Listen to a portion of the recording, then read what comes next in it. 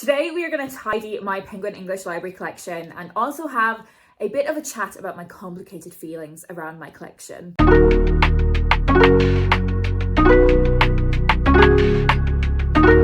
So I, like every book lover, in 2020 purchased a book trolley. For a while, this housed just about my entire physical TBR. Now, there is no way that I could do that now. My physical TBR is far larger than could fit on this trolley. But when I moved into this flat, I decided that the trolley would be the home for my Penguin English Library collection. Now, I'm just going to give you a quick overview of the trolley before we get into the chat. Here's an overview of how it looks at the minute. So on this top shelf, I put all of the books that I've read so far in the month as a way of just kind of keeping track of them. And it also makes it really handy when it comes to doing wrap-ups at the end of the month because they're all just there. And then I also have like a few little like literary like magazines or zines. And I don't know if I want to keep those or not. And then honestly, it's a bit of a dumping ground for kind of bookish bits and bobs. Like I've got a bunch of stickers and stuff here that I need to figure out what I'm doing with. And then if we pan down, I've got this book lovers magnet, which you can see on the left-hand side. And then it's kind of sort of tidy, but then there's like these piles forming, and then there's like some books that need to go back on the shelf. If we spin it around, this is actually a tea strainer, but I don't use it for that, so it just hangs here. And then the back of it looks much more tidy, but the whole thing just needs a bit of TLC. So I started collecting my Penguin English Library books in, I think maybe 2015. So I have one book left unread from when I started collecting them, and that is Moby Dick. Will I ever read Moby Dick? Maybe one day. And I got that book, I think, through like signing up for some sort of like newsletter. You got a free book, and then my partner at the time, they also did it. So I ended up getting a copy of Wuthering Heights in the same edition.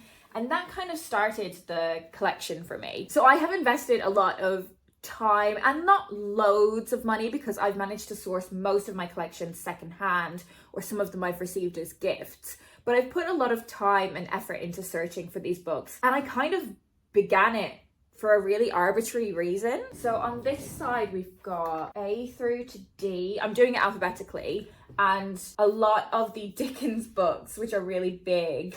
Let me push this back a little bit so you can see like really the thick Dickens books are down here. So is there anything that needs to go through the A through D section? What was I saying? I feel like this is going to be slightly chaotic. Yes, so this needs to go in this section somehow. If I went to a different town or city, I would always scour these secondhand shops to see if I could find a book from my Penguin English Library collection. And it felt like a really great way of having a souvenir that wasn't like a piece of tat. But also one day I got really lucky in that I went into the Oxfam bookshop and someone had clearly donated a huge amount of their collection, and I got loads in one go. The way I've thought about my TBR for my Penguin English Library collection is that it's a lifetime goal. So I have 121 books in my collection, and 55 of those are unread, which I think is pretty okay going for like a lifetime goal. There are certainly some books, like as I mentioned, Moby Dick, maybe some of the like really chunky books where do I have a lot of hesitancy about reading them? Yes, I do. And that's kind of part of like how I've been thinking about my collection maybe more complexly. Like, is it really worth having this collection of books where some of them I kind of just don't want to read? But I also really like having this collection as a kind of prompt to push myself out of my comfort zone a little bit. Some of these books that I've read, because I collected them for this collection, I've really enjoyed. And would I have picked them up otherwise? Maybe not. So in a way, the TBR part of this collection is not what I'm necessarily concerned about. Like, yes, I have a massive physical TBR, but it is a lifetime goal, and I feel pretty okay about that. Oh, there's a B here. But actually what I feel slightly more uncomfortable about is the red books that I have in my collection. And there's kind of a twofold reasoning for this growing discomfort. The first reason is not that important, but it is that for every book that I've had in my collection that I wouldn't have read otherwise that I've really enjoyed, there's also quite a few that I haven't enjoyed, and I am keeping them on my shelves for the sake of having this collection, which in some ways I guess is slightly frustrating, but like it's not that deep, and like doesn't really affect me in any way. However, what I find slightly more eek and more uncomfortable about is the amount of books in this collection that, to be quite honest, are like really racist. And I just feel really like gross about it. Like, I have a collection of Edgar Allan Poe short stories. A recent addition to my shelf was At the Mountains of Madness by H.P. Lovecraft. And it's sort of like trying to weigh up the intention behind my collection as, to be honest, something that is partially just for aesthetics. Like, I really love the idea of having a bookshelf that has these editions like all lined up. I find them really aesthetically pleasing.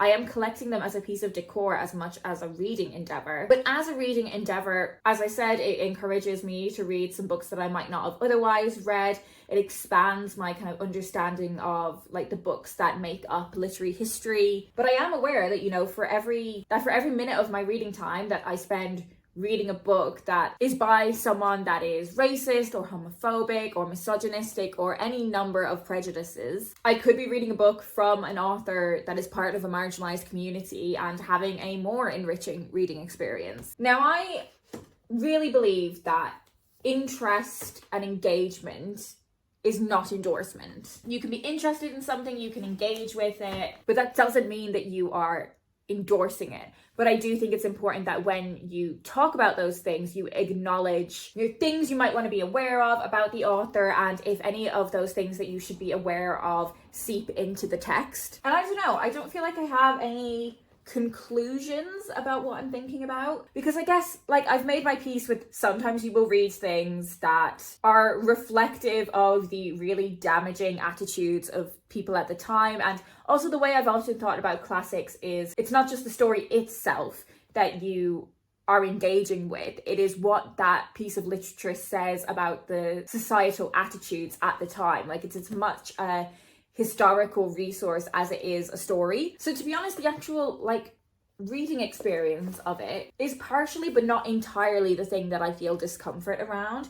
To be honest, it is largely, you know, keeping those books on my shelves. If I don't want to keep those books on my shelf, whether because I just didn't like the book or it is reflective of really damaging attitudes, does it like undermine my collection if I got rid of them?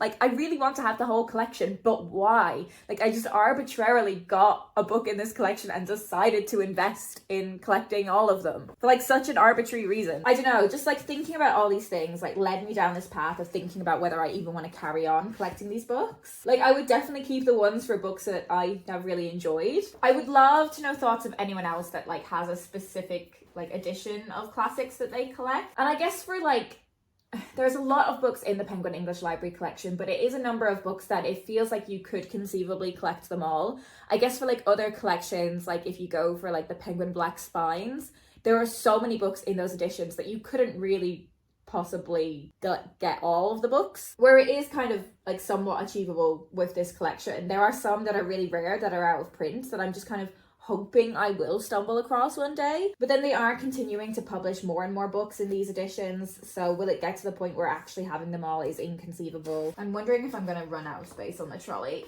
which is quite a fitting metaphor for what I'm talking about. Like, will there come a point where I want to do a cull of this collection and only have the books in the collection that I am either interested in reading or really enjoyed reading or got a lot of value out of reading? I think there's also like a sunk cost fallacy here, right? Like, I feel like I've invested in it so much now that I can't step away from it. Oh man, there's an F here. I'm all the way down in like the S's and the T's and then I found an F. Okay, it slots in there though, that's fine. So as I said, don't really have any conclusions about this, but would really appreciate any thoughts that you have around it. Don't know what to do with Treasure Island and the Ebb Tide and Frankenstein. They don't really fit. Maybe this really is a metaphor. Maybe the fact that there's a couple that I can't fit is like the answer I've been searching for, which is like that it's okay to get rid of some of them. I'm not ready to make that commitment, but I will continue to mull it over stressfully. I also forgot to mention that a lot more of my collection exists than this. I'll insert some footage here of my Penguin English Library shelves that are at my mum's house. So the intention would be one day, as I would do with all of the books that are at my mum's house,